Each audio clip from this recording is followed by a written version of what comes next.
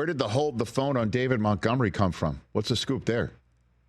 Well, it's an MCL tear, which, depending on the degree of the MCL, most of those are in the 4 to 6 week range. If you have a really severe tear, like Kyle Pitts had a few years ago, and he underwent surgery for the MCL, and Kyle Pitts really hasn't been, or at least wasn't himself for a long period of time.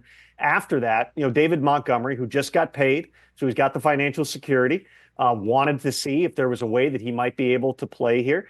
And he ended up consulting several different leading experts, and eventually was told, you can go out there and you can give this a go, not immediately here, but you could try to rehab, and it'll be somewhere in that 4 to 6 week range, and see if potentially you can get back in the playoffs here. So if the Lions can, and listen, they're going to have to win the next 3. If they do that, they'll beat the Vikings in week 18. They'll get the bye.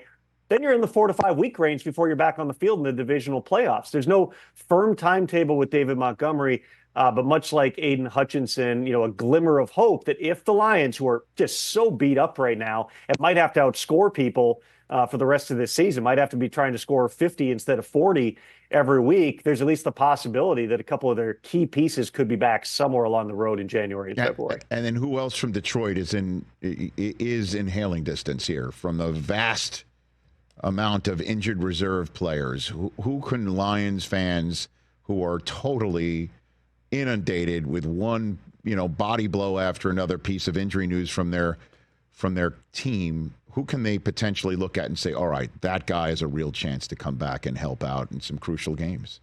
Well, a lot of these injuries are season-ending, Rich. I mean, that's the unfortunate thing. Malcolm Rodriguez out for the year. Lee McNeil's out for the year. Carlton Davis, it sounds like will have a shot to come back. I mean, broken jaw. Man. That's like an injury from the 1970s. You don't see that injury a whole lot anymore. He's probably looking at like conference championship week somewhere in that neighborhood potentially to get back here. They're going to have to find a way. They've signed, I believe, at least 4 or 5 players off other teams' practice squads since Thanksgiving. Wow.